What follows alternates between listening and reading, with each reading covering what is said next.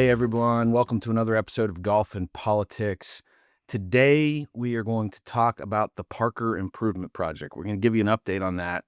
And let me just say, this isn't just about me. The reason we're doing this is everybody that plays golf for the most part wants to get better. And they do things to try to get better. They try new equipment, they try training aids, they go take lessons.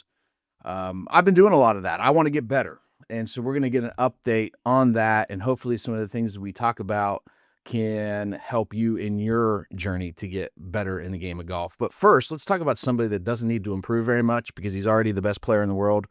And that's Scottie Scheffler. And yesterday he completed an absolute dominant performance in the Open Championship and wins yet again. And I'm not saying that he's Tiger Woods. Like, we're not ready to say that yet. And Scottie even mentioned, hey, it's not time to, Tiger's in a league of his own. It's not time to compare me to him. But what he's doing is very Tiger-esque in the sense of he's the most dominant player in the world. And really, there's nobody that's even a close second right now. And just impressive to see him play so well. Makes a double bogey down the stretch, immediately rebounds on hole number 9 yesterday with a birdie. Just totally the right headspace, hits all the shots that you need to hit, putts it well. Man, he's impressive. And he's not the flashiest guy in the world, but boy, is he a solid golfer. And look, we had a contest. Pick the winner of the major championship, and you have a chance to win a dozen Titleist Pro V1 golf balls. We did not have anybody pick J.J. Spaun in the U.S. Open. We did, however, have a lot of people pick Scottie Scheffler. And I would argue that probably more people would pick Scottie Scheffler, but they know that their name's going to be entered into a raffle with many others to win the golf balls, as opposed to picking somebody that's more of a wild card. Frankly, I think Rob and I, if we were smart, we would just pick Scottie Scheffler every time as well. I really thought Jon Rahm was going to have a great week. Rob thought Rory was going to have a great week. Rory did play well. Jon Rahm played okay. But it was an impressive Open Championship. And as a Bryson DeChambeau fan, I was thrilled to see what he did as well. Started with a 78, and I'm sure there were a lot of people that thought for sure he was going to miss the cut. They did not see him making a top 10. To finish up with, I think he shot 65, 68, 64 to finish the week. There's a big lesson there for everybody who wants to get better at golf. How many times do we start off with a bad front nine and we just give up for the back nine? Or start off with a bad front nine, give up for the back nine. Well, he had a bad first round that really shot him out of any chance of probably winning the tournament, yet he didn't give up, still gets himself a top 10, solidly on the Ryder Cup team for the U.S., So it was a good major championship. But we had quite a few people pick Scottie Scheffler. So we're going to go ahead, before we get into the Parker Improvement Project, we got a MAGA hat here to make Rob happy. And all the names of everybody that picked Scottie Scheffler in the hat. So let's go ahead and pick one name right now. And the winner is Reese Lang from Waterford, Ohio. Reese is the son of Casey Lang, sponsor, friend of the program, vice captain of the GMP Cup team. Frankly, Reese is a young man, going to be a junior in high school, playing some incredible golf right now. Had a chance to play with him last weekend at Parkersburg Country Club. He just had his 17th birthday. He's a fine young man and going to play college golf. And Reese, you're the winner. And we're going to get you a dozen golf balls. I'm going to see your dad next month. I'll just give them to him. So congratulations to Reese Lang. And thank you for everybody that participated in the contest. And it's always a good time. So, Jordan, let's get into it's just Jordan and I today. Let's get into the Parker Improvement Project. You know, where was I when we started this? I was a 4 handicap. And just really, I felt on the verge of doing some great things. Even took Rob's bait during a spring podcast where he challenged me to play him at the GMP Cup straight up without strokes. Now, Rob's a +1 handicap at the time, still is a +1 handicap. I'd be getting 5 pops against Rob, and like an idiot, I said, yeah, Rob, I'll play you straight up, because I was really confident in where my golf game was going to be. Let's just say the last 2 months have been some of the most humbling of my golf career. I've really, never in my life have I worked at something so hard, practiced so much and had such poor results. Um, and it's really been a good thing to go through this suck phase, right? It's made me a better person. It's taught me some valuable lessons. I really kind of hit the depths of despair right around the 4th of July. It was July 3rd. I'm playing golf at an easy golf course in Ohio with one of my best friends, my brother-in-law, and my 18-year-old son. And I shot an 86 in an easy golf course. And it wasn't just that I shot an 86, it's I had a bad attitude about shooting 86. And it was right then and there that I realized, like, this is not good, and I need to not touch a golf club for a little while. And so I committed to not touching a golf club for an entire week. And actually, I ended up taking 8 days off, no practice, uh, no swing thoughts, no mechanical things I was working on. I still watched a little golf on television and things of that nature, but I was not playing golf, and I was off the grind for an entire week. And I just needed to kind of clear my head because, look, if I never get better than a 4 handicap, life is just going to be fine. If I go up to a 10 handicap, life will be just fine. But what's not fine is when I have 4.5 of uninterrupted hours with my 18-year-old son, that I would take some of that mental energy and not direct it at him and working on our relationship and spending quality time together in conversation, instead being focused on the fact that I'm playing bad golf and letting that affect my mood.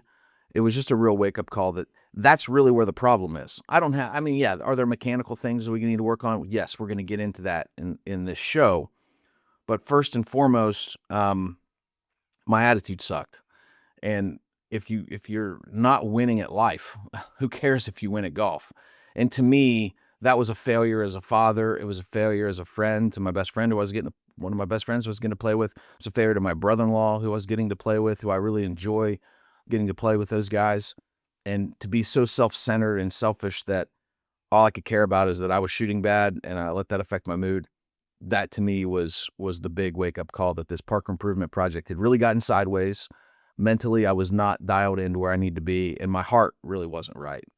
And so that time off was great. First round back after 8 days, I shoot 69. Now it was an easy golf course, but it was a good round of golf. There's a Crispin golf course in West Virginia. It's a municipal track in Wheeling that I really enjoy. Not a long golf course, not terribly difficult, but still to go out and shoot 2 under par, break 70 for the first time this year. Okay, that was a building block. And I played with my son, had a great time. Shambu's really taken up the game. He shot a 101, which was fantastic because he was getting a lot of pops, and him and I won the match. He was my partner. And he was this close to breaking 100. He just had like 4 really bad blow-up holes. So it's just a matter of time before Shambu starts breaking 100, and it's been really fun watching him get excited about golf. Went on the next day to talking about Reese Lang. I went down to play with Reese and his father Casey, but first Casey out of Casey's farm. He's got an incredible practice facility set up, beautiful driving range, and we spent some time working on the golf swing. And what I realized working with Casey is that the golf swing's not the problem. Like, I was striping the golf ball on the range. It looked really good. Mentally, though, I've got fear when I get up on the tee box, and I've had some bad swing thoughts about, like, wanting to always hit a fade, and that's probably not the best thing for me. So Casey and I talked through a lot of that strategy, and we'll get into some more of that later. But it was like good for my mental approach to the game to spend a day with Casey. Went out that afternoon, and Casey and I, the old men, beat Reese and his high school teammate, who were both really good golfers. And we had a wonderful match back and forth, and we were able to pull it out. And so that was a good day. I shot 75 at Parkersburg Country Club, which is a good round for me. Followed up the next day playing with Nick Kirsch, the Vikes captain of the Democratic team. Nick put on one of the best clinics I've ever seen on a golf course. He shoots a bogey-free 68 at Quicksilver Golf Club in Midway, Pennsylvania. Some of you saw it on our social media, hit a ball out of the lake. Hit it in the lake, took off his shorts, went down into the pond, hit it out of the pond. Unbelievable shot. Ends up getting an eagle on 17, 260 yards, straight uphill into the wind. He just stakes a 3-wood to 2 feet, makes eagle. I was really glad Nick was on my team for that event on that Sunday, but going to Grable in Nebraska, being against Nick's going to be really difficult for the Republican team because Nick is playing some great golf. He turned around 2 days later and tied the course record at his home club at Steubenville Country Club, shooting a 63. So, yeah, they got a horse in Nick Kirsch on the Democrat side, but it was nevertheless, it was good for my golf game to be around Nick, and Nick was helping me with some good swing thoughts and a good mental approach to the game. And so I feel like I'm in a much better place than I was a month ago. But what's really interesting is about 6 weeks ago, I took a lesson from Maggie Roller. Maggie is the assistant pro at Cedar Ridge Country Club in Broken Arrow, Oklahoma, real close to Tulsa. And we went out and we did an 18-hole playing lesson, which is something I've never had. And I tell you, there was more helpful things that happened out of that round, or that practice round of that teaching lesson, than any time I would spend on the range working through technical things. Yes, I've got some technical things I need to work on, but again, it's my approach to the game that needs to change. And so what we're going to do here, for those of you that are watching on YouTube, you're going to get to see all the clips. So if you're listening to this on Apple Podcasts, we're going to talk about what I learned. But if you're really wanting to see the on-course lessons, there's going to be tons of video content on YouTube. We encourage you to go to YouTube. By the way, wherever you get your content, please subscribe, please like, please interact with the content. If you listen on Apple or Spotify primarily, that's great. But please still go to YouTube and subscribe there, and you'll want to check out this video content. So, Jordan, let's go ahead and roll the first video montage. We're going to first dive into a pre-shot routine and the importance of having a pre-shot routine. You are definitely hurting yourself by not making one practice. All right. A routine. You have no routine. Okay. But why not do a feel of something you're trying to get? Okay. And I'm going to show you how to do it behind the ball. All right. Where you're not in line with the strike. Okay. So just one, not five. Okay. Directly perpendicular to the line of the target. I'm going to go right here. I'm going to do my feel, whatever it is. Then I walk in, set, look, breathe, hit. Okay. That's it. So all you're doing over the ball is that. So your swing thought, whatever it is, one thought is going this way. Whichever so order. my only swing thought's going to just be, tempo and turn, right? Okay. I like it. Nothing else. Now you're ready. Walking into the shot, look, breathe, hit.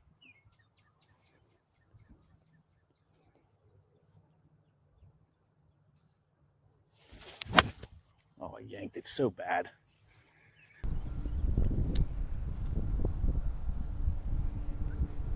I'm pie in the water.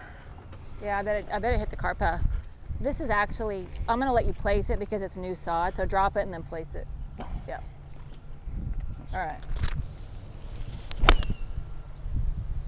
Oh, I yanked it, but I think it's okay. You might get away with that.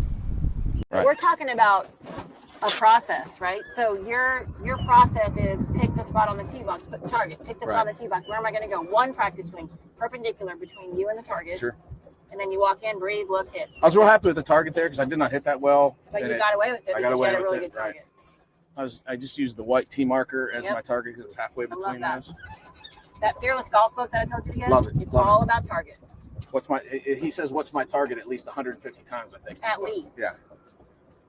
And then you're focusing on the positive, right? So then that's the process. That's what Scotty always talks about. The process. He does it, and watch him this weekend. He does the same thing every time. Okay, so what we focused on was the fact that I have no pre-shot routine. It's helter-skelter, no practice swings whatsoever. I've just been somebody that's, for the most part, the only time I ever take practice swings is on putts to kind of get a feel. And Maggie pointed out that that's just wrong. Like, I need to have a practice swing. And my pushback on that is I don't want to be a slow player.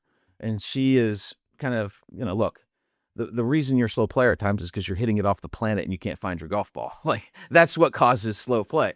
Having a routine every single time. Look, Scotty Scheffler has a routine every time. He's not a slow player. There's lots of guys on tour that are slow and way too deliberate. That doesn't mean that having a routine necessarily equates to being slow.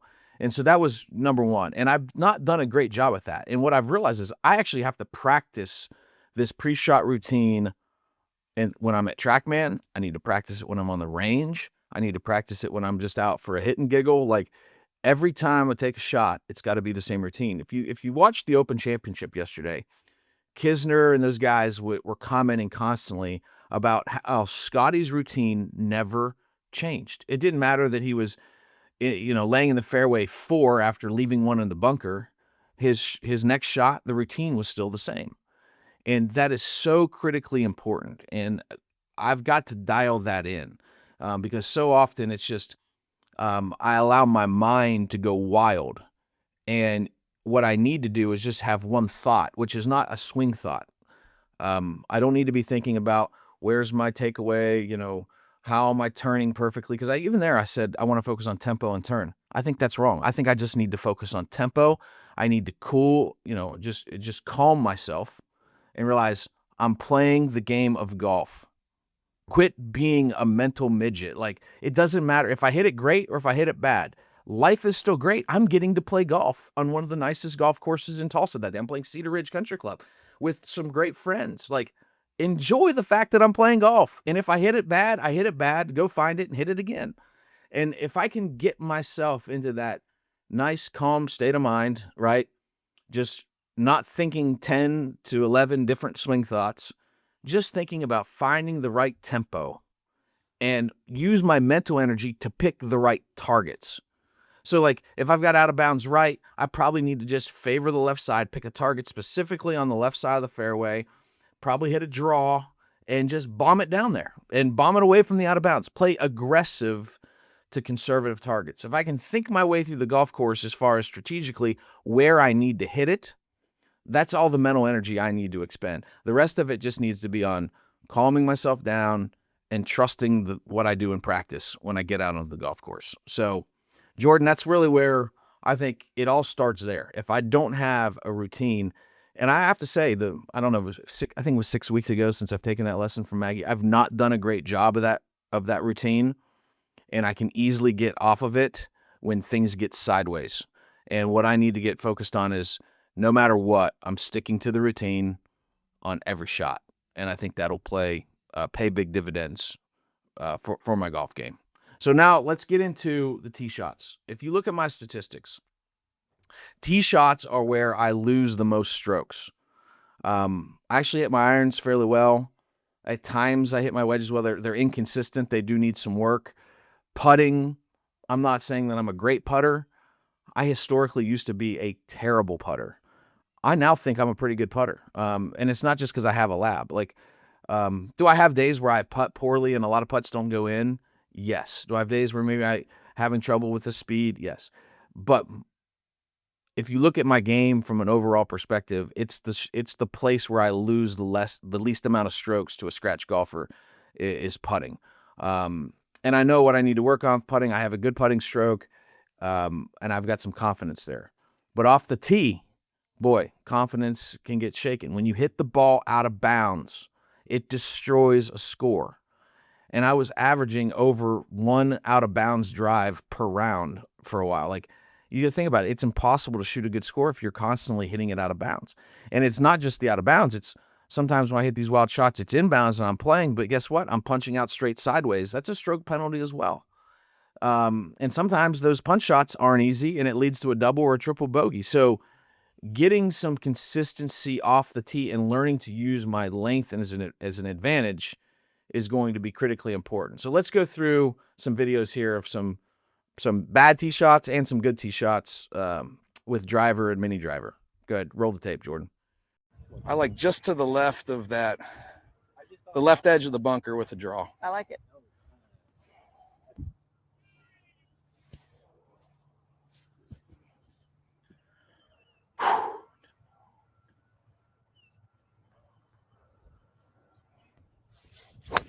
Oh, I just blocked the crap out of it, didn't I? Just lost Okay. $20. Out of bounds? It might be okay. Heel? Nah, I just quit on the swing. But was it off the heel? Non-committed swing. It wasn't off the heel? Nope. Just really, really Yeah, you kind of fell back. lazy swing. The bunker that's up by the green, I like that. Yep. I think is a better Up by the green? line. Yep. There you go. That's committed.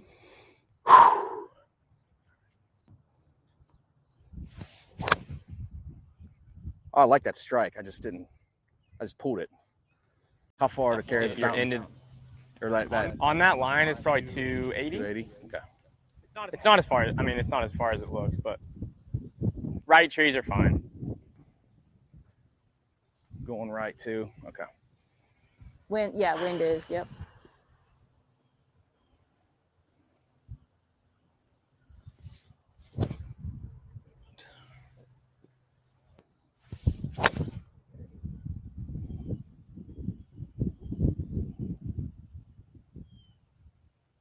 Out of bounds?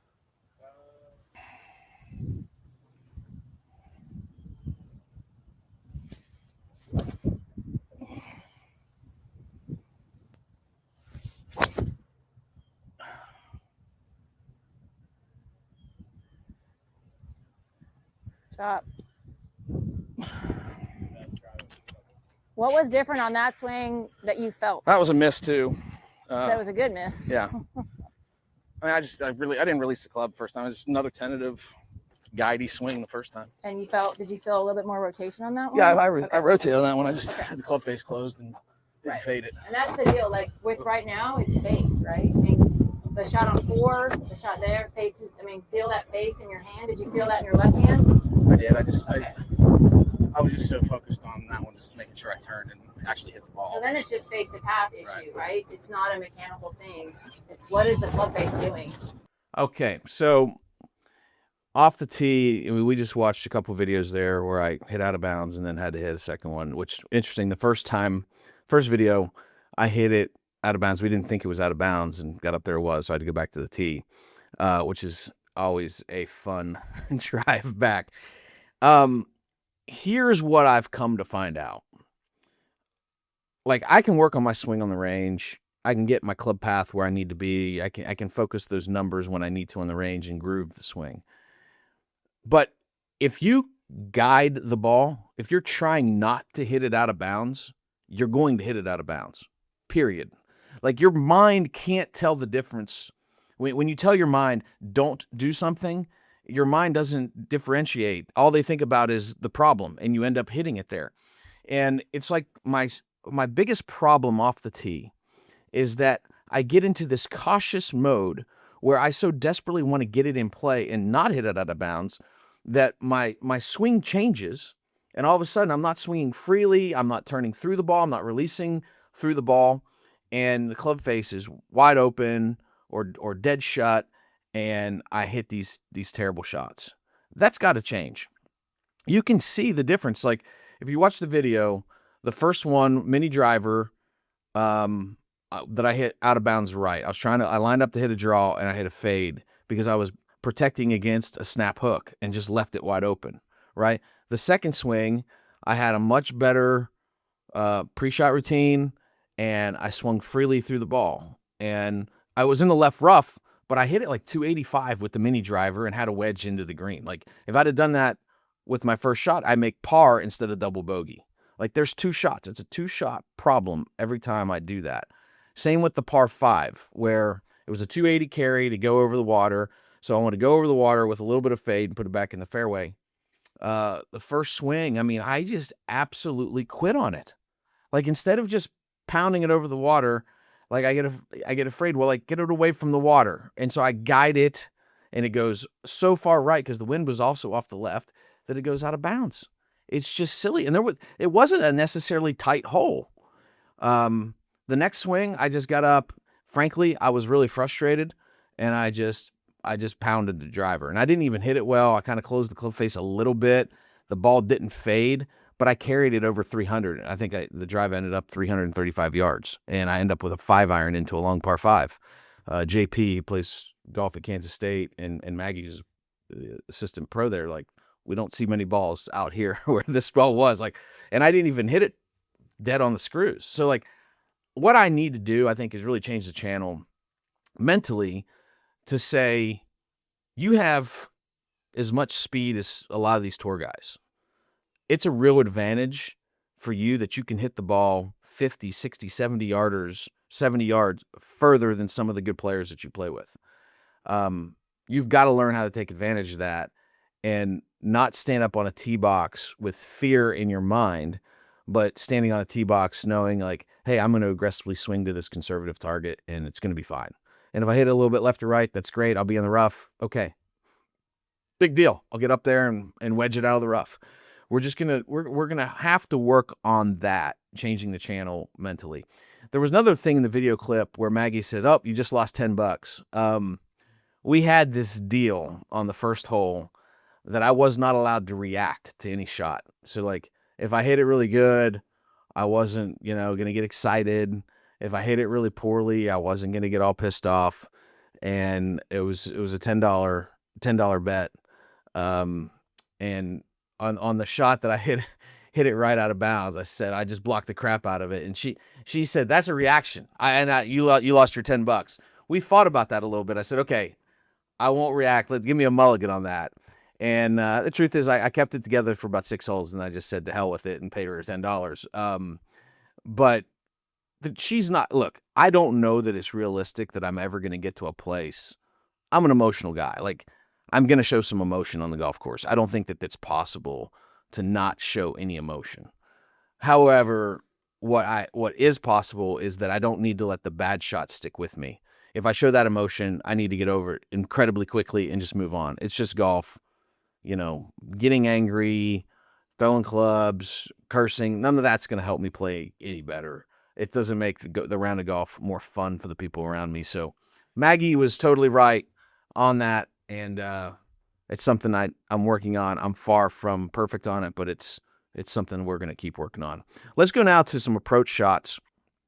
This is a part of my game that I think is pretty good. And we're actually, instead of just showing all the bad things, we'll show some good stuff here on approach. I want to get more consistent on picking the right targets on my approach shots. I'm also getting a lot more comfortable working it both ways. I mean, there's times I need to hit the trap draw. And I'm learning to hit that trap draw pretty well. And I can control the trajectory on it pretty well. I can hit the high fade up over a tree. I can hit a high draw up over a tree if I need to. So I'm really happy with where my iron game is right now. Does it need some improvement? Yes. But it's a strength of my game, which tells me if I got to get focused in on hitting more fairways or just keeping the ball in play so that my iron game can truly help me. So let's look at a few of these iron shots, Jordan. Oh, hang in there. Hang in there. Be good. Good shot, Matt. That was a good shot. That's decade right there because I love it. I love your that was target. if I was aiming at the pin, I'd Right. be You're dead. by the tree. Jack Nicklaus. Hey, Never aimed at the decade right pin. there, JP. Jack Nicklaus never aimed at Oh, the I'm pin. tight. And I total, it's like he says, the pros when they get it close, a lot of times it's a They accident. they drew it. I was That's Jack aimed. Nicklaus. I was aimed just left of the clock.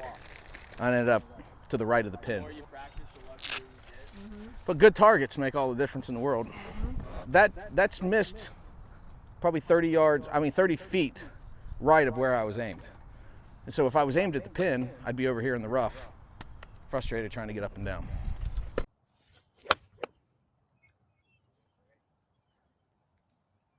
Go in the hole. Shot, Matt. Thank you. I love these targets with this little fade. That's probably what, 11? Like I'm thinking start at the big meat of the bunker and fade it. Yeah.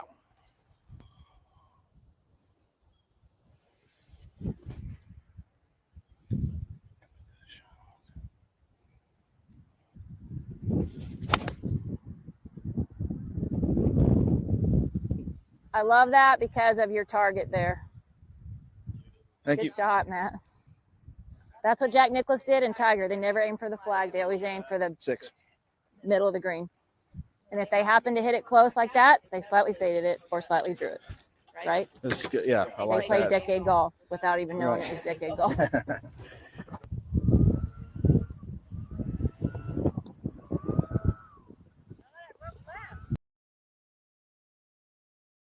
Okay, so what we just saw there were 3 really good approach shots. The first one, I was 210 yards uphill on number 9 at Cedar Ridge. picked a good target. And we talk about, you hear decade. We keep saying that. For our listeners, Decade Golf is a system started by Scott Fawcett. They're not a sponsor of the program. Scott Fawcett, if you ever see this clip, we'd love if you sponsor the Golf and Politics podcast. I think Scott Fawcett is brilliant. About a year ago, JP took me out, went out with me at Meadowbrook, my home club, and started teaching me about Decade. I went out and bought the system and used it religiously for a few months to really learn it. And it's here's an oversimplification of it. Play aggressive to smart targets, right? Like if the pin is tucked on the right with a bunker in the front and you're short-sighted, don't aim at the pin, right? And the further you are away, the further you aim away from the pin, because every one of your shots is like a shotgun dispersion, right? Like you don't hit the same exact shot every single time. If you could hit it at the pin every single time, you'd make birdies on every hole, and there's nobody in the world that can do that, not even Scotty Scheffler. So the key is finding the right targets where if you lay your dispersion down over the flag, you give yourself the best chance of making pars and birdies. So on that, 210 yards, 5-iron in my hand, I aimed at this clock that was left of the pin, about, 20 feet left of the pin. And I kind of didn't hit it perfectly, had the club face a little open, and the ball held on, and I was like 9 feet from the pin on the right side of the pin. I was never aiming at that pin, or definitely not aiming to the right side of that pin. But again, picking the right target allowed me to do that. Same with like the 9-iron you saw where I knocked it to, I think, 11 feet. I was 150 yards, and I flighted a 9-iron down there with a little bit of a fade. Learning to control the trajectory on my irons is good. And then you saw me make a birdie. I think it was 200 yards, 195 yard par 3, hit 6-iron to 10, 11 feet, made the putt for birdie. And again, if I don't pick the right targets, those shots just, they may end up being bad. You may make a really good strike, but if you pick the wrong target, you could put yourself in a position to make bogey for sure. So I want to spend most of my mental energy when I'm on the golf course at picking the right targets and learning how to play the golf course. And some of that work can be done even before you get to the golf course. We have the Golf and Politics Cup coming up August 10th through the 12th. I've been watching videos about Gray Bull. I've been looking at aerial photos of Gray Bull. I'm already coming up with a strategy of how I'm going to attack that golf course conservatively, but put myself in the best position to make pars and some birdies. And so you can do that beforehand. I have the club championship of my home club coming up, not this weekend, but the following weekend. And so, no, actually, I take that back. It's next weekend. I get my days confused. Nevertheless, I'm already beginning to think through, even though I know that course really well, it's a stroke play competition. How am I going to play that golf course aggressively, yet to conservative targets, to make sure that I'm in a position to have a chance to win the club championship? So that's where I want to spend my mental energy. Again, Decade Golf, I can't recommend it enough. And frankly, even if you don't go out and buy Decade, Scott Fawcett has a lot of good interviews he's given on podcasts. There's a lot of great YouTube videos out there. I'd encourage you to watch it. It'll help you with your targets. Finally, Jordan, let's talk about short game. My short game is lackluster at best, right? But it's getting better. I will tell you, I credit a lot of it to videos that I've been watching of Joe Mayo. And I know there's some crazy debates out there on short game strategies, and you start talking about vertical swing playing and people lose their minds. But I have found that Joe Mayo's videos I watch his Instagram channel almost every day. I find his technique that he teaches on chipping and pitching to be the easiest for me to replicate. Am I perfect at it? No. Do I still struggle sometimes with distance control on chips? Yes. But I am on a much better track than I used to be. And you're going to see here as we watch a few short game videos, the good, the bad, and the ugly. Like there's some that are pretty lackluster, there are some that are really, really bad, and there's some that are pretty good. And so finding a way to continue working on short game is going to be important. But again, I'm going to spend more of my time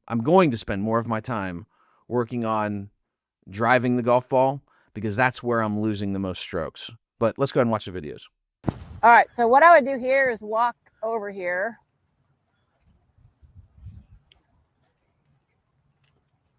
This shot, I'm going to look at all this as I'm walking. And you're not going to slow down the pace of play because you're already walking over here anyway. So looking at it from there, I'm looking at landing zone. I'm looking at how much green I have here. That's what, 22 feet? I like landing it right here. I like that too. That Even way, a if bit it bounces, right of that, you're gonna be good. left, it'll still stay up. If it bounces right, I still Even have a enough little to bit right putt. of there. A little bit right of there. It's all going to shoot. And I mean, this lie is going to dictate what you do. So really looking at this lie. I don't see too many problems with it. Yeah, I don't need to really open the face. I think it's just a nice chip up there. Yeah, I like that. A little pitch. That's your landing zone. That's your target. Too hard. Sit. I think it's all right. It's a pretty good shot from there. Yeah, Pretty that's not good. bad. Do you ever think about choking down on the club a little bit for these little Sometimes, yeah. shots? A little bit more control. You were kind of on the middle of the grip there. Okay. I like the shot a lot. So, and you can't really do an 8-iron unless you've practiced it.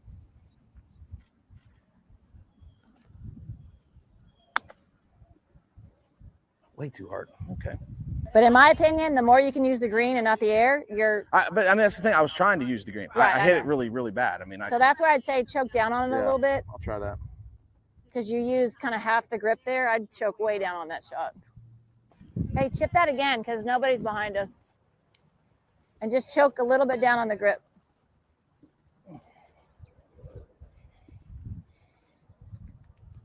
Yeah, more than that. Yep.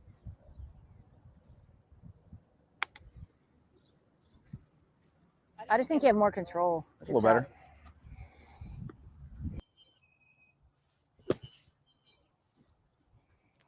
How hard does this sand feel to you? That felt pretty hard. So when it's this packed, you don't I have did. to open the face that much Yeah. because you got a lot of bounce on that and there's not enough fluff, right? Right. Yeah, I like that better. There Way we go. better. That's much better. So how do you hit it high if you don't open? I mean, it's so packed right now. That's just. tough. I mean, like, it's just you can feel it. There's Yeah. just nothing. No, You I've just had always so wondered much- And I mean, that. Meadowbrook is like you're at the So actual much beach. bounce. You know what I'm saying? Yeah. Do It's you super toe soft. down I it a have to little get. bit, Mom? I do when I'm hard packed Okay. like this, but it's hard. I mean, so There then you you're go. trying to get loft a little bit differently. Try. I mean, that's kind of what I was thinking, like maybe a little toe down for a Yep. hard Yeah. pack lie. Because then it digs it out.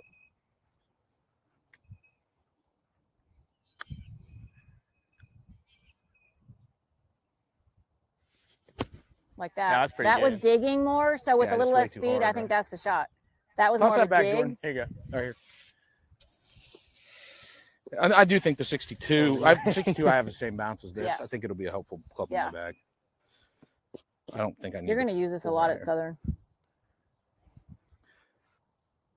Lately, because at Meadowbrook, it's so fluffy. The 56 you is can more totally than enough. open it, yeah. We just have, we kind of did the different sand where it drains better. So it's more hard packed. I think So I when like it better. It's just When it you know, rains, it drains. right. Yeah, that's more of a digging. Truth is, if you put the ball here, you're looking at bogey anyway. Yeah, I mean, right? this is a really tough shot. So, I mean, with a little less speed, that's really, really good.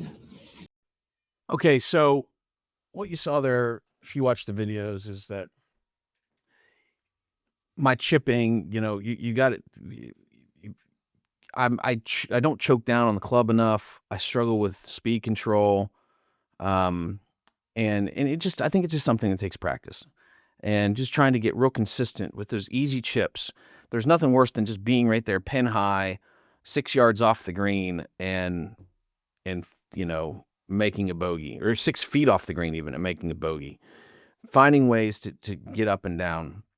We also worked a lot in the bunker on like a really tough, short-sided bunker. I didn't actually hit it in that bunker, but we had some time to practice out on the course. And at that time, I did not have my new 62-degree wedge, which that would have been the club to use there. But again, I think with a lot of this, it just takes time practicing. Like, you just got to go out to the short game area, and you got to be creative, and you got to hit a lot of shots, and you got to get really comfortable with it. There's not a, you know, some people like to use the 8-iron. Some people use a sand wedge for everything. Some people use the lob wedge for everything. I think all of those ways will work for people. It's a matter of just getting the practice and getting the reps in and doing something with your short game that's really confident. The big thing that I am working on that I want to make sure, is a must in my game is I don't have double chips. If I'm sitting there 20 yards off the green, I want to be putting on my next shot. I don't want to be chipping again or pitching again. So that's what I've been focused on. The 62-degree wedge into my bag is really finally starting to work. Just added that club in the middle of June. And so for the last month, I've been using it, and I like the club a lot. I don't hit it from more than about 40 or 50 yards usually. Sometimes there'll be an 80-yard shot that will call for it. I'll use it, but most of the time from 80 yards, I'm still going 56 degree and just flighting it down or hitting a 3/4 shot. But around the greens in certain situations, it's been incredibly helpful because it's just so easy to hit it high and stop next to pins. But one of the things I'm going to do is just keep working on the short game. We'll keep working on all these things. Here's some concluding thoughts. I've got 2 weeks until my club championship, 3 weeks until the Golf and Politics Cup. I'm going to work on strategy for both. I'm going to have a strategy going into those rounds of what I'm planning to doing, what some of my options are, what my targets should be on every hole.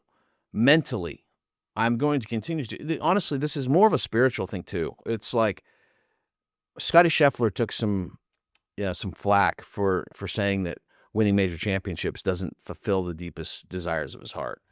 And I think that if you just look at like one little clip, you may think like, how's this guy not experiencing joy from winning a golf tournament? He's not saying he doesn't experience joy. Trust me, there'll be a ton of joy if I win my club championship. There'll be a ton of joy if I beat Rob in the singles match and the Republicans get the first annual GMP Cup. Like, there'll be a lot of joy from that.